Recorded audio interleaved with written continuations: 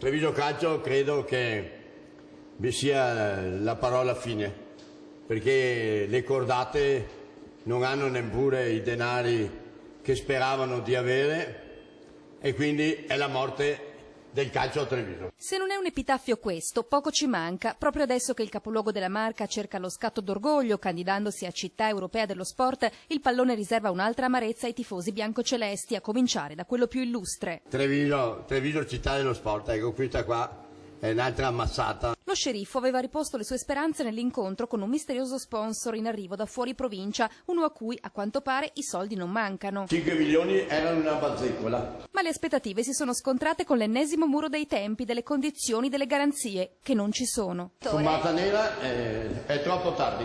E così, mentre scatta il conto alla rovescia per l'avvio dal 6 settembre della Serie D, i trevigiani possono confidare, a quanto pare, solo in un campionato da oratorio. Vedremo in seguito se partiremo con una squadretta da parrocchia.